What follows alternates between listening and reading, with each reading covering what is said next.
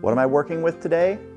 I'm working with these 5 pounds of back ribs that we're going to cook up on the Weber Kettle.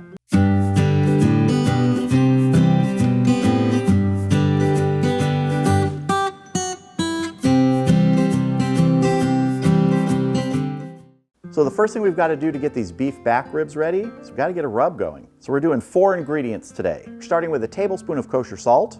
We've got a teaspoon of ground black pepper. This is the finely ground black pepper. A teaspoon of granulated garlic. And half a teaspoon of chili powder. Choose your favorite chili powder. I'm going to get our lid on here and mix this up. Simple rub, all ready to go. Let's get it on those ribs. Now I'm just going to go on with a actually fairly light coating of this rub. It's not a whole lot of rub here, and we don't really have to worry about the back because there is a membrane on the back. And I like to leave the membrane on back ribs to help hold them together because this meat will get very tender. It will have a tendency to fall off if you get to a super tender state. And I want these to remain whole ribs. So we're just giving a good coating here on the meaty surface. Now, back ribs are sometimes frowned upon because when you look at them, it doesn't look like there's a lot of meat. It's similar to beef short ribs. They don't look like they have a lot of meat. Once you cook them, that meat really starts to show up. For lack of a better term, it expands. Now, these don't have as much expansion as short ribs, but you get some great flavor and some great meat off of these. Rub this on here. All right, that's it. But we're not going to be cooking these today. We're going to be cooking these tomorrow out on the Weber Kettle. These are going to rest in the refrigerator overnight, covered loosely with plastic wrap to allow these flavors to sort of get into the meat a little better. And then tomorrow, we're going to have some great beef back ribs to throw on the grill. So I'll see you then. So the ThermoPro is showing that the Weber Kettle internal temp is at 220. My target temp today is 250 degrees. As soon as I take this lid off, I know there's gonna be a lot of oxygen rushing in there. That temp's gonna go up, so we're gonna get those back ribs on now. So I'm using the slow and sear today, and I have some foil in there to catch some drips from these ribs, so let's go ahead and get them on.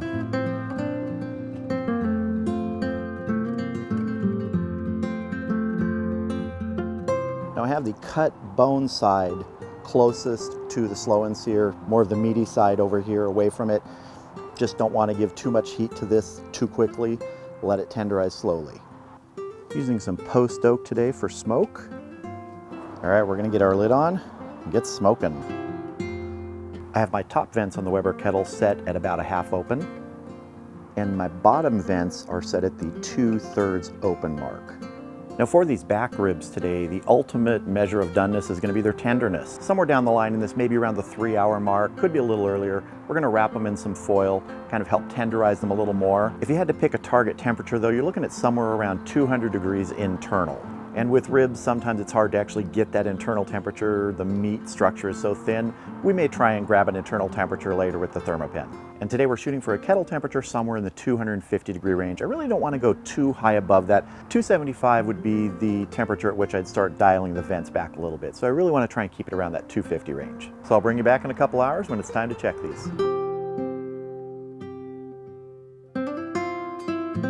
So the temperature was up at about 280. Right there, you can see it just hit 280 again. So I adjusted the lower vent down to 1/3 open, so that should start to moderate. But let's have a look at these back ribs. It's been about almost 2 hours. Let's see how they're doing. Looking good and smelling great. Wow. One of the things I want to see is if we need to do any spritzing, but there's still moisture on the surface and there is a little bit of a bark setting, so best of both worlds. We're not going to touch these right now. Probably in about an hour, we're going to be wrapping these, but for right now, they are looking really good. I do want to get another piece of post oak on here, get some more smoke going. All right, our chunk of post oak is starting to catch. Let's get our lid back on and keep smoking.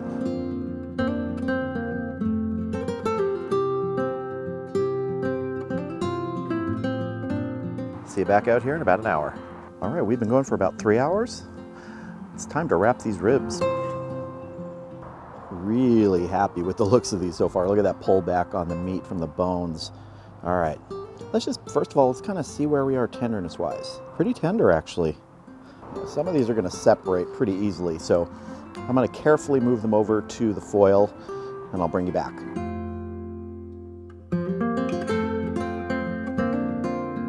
So I want to give these just a little bit of moisture here. Doesn't need a whole lot.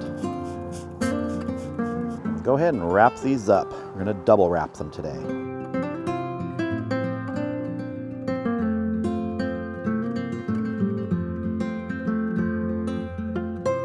All right, we're going to go ahead and get these back on the kettle. We're going to let those go for an hour, and I don't think we're going to have to go any beyond that, so I think this is going to be about a 4-hour cook for these ribs, but we'll check them. So I'll see you back here in about an hour. All right, we've been going for 4 hours total now. It's time to check these, but I'm pretty sure they're going to be ready. Let's get them over to the table and give them a look.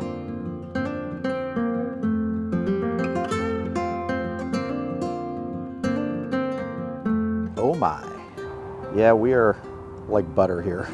These are done. I'm just curious what a temperature might be on this one. Yeah, this one's showing 196. All right, I'm gonna get these inside. We're gonna have ourselves a taste.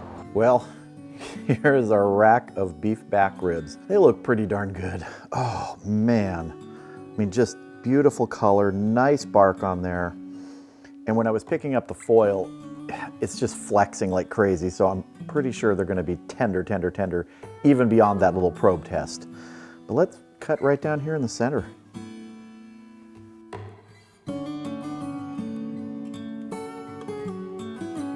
Let's see what we got here. Oh yeah, nice. Good little smoke ring there.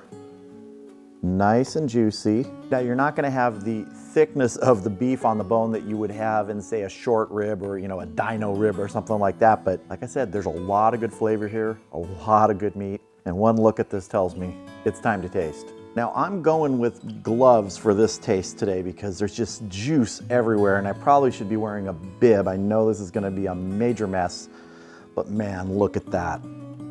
I don't care if it's a mess. All right, let's dive in. Oh boy. I hope you can see on the back, the membrane is still there. I left the membrane on. Most of the time I prefer to leave it on beef back ribs. I gotta tell you, you just bite right through it. There's nothing there, it's just almost dissolved. Oh man, this is good. This is just dripping with juice. Great flavor from that simple rub, from the post oak smoke. Really, this is just the beef. It tastes so good when prepared like this. And as I mentioned before, sometimes back ribs are thought of as lesser ribs because they just look like they don't have that much meat on them. Look when they're done. That's a good amount of meat. Such great fat in these. Fat is flavor, and back ribs like this, they develop bark really nicely if you just give them that time to do that. Now, I'm someone who says, if you like sauce, put sauce on it. I don't care. I've put sauce on back ribs before. I've put sauce on any kind of rib, any kind of meat. But honestly, this one right here, it doesn't need any sauce. So if you're hesitant to try beef back ribs because they look like they're lacking in the amount of meat on them, go for it. Give it a great smoke. Give it time to develop tenderness. It might take longer depending on the conditions and the temperature of your cooker, but this is what you'll end up with, and this is fantastic. Holy moly.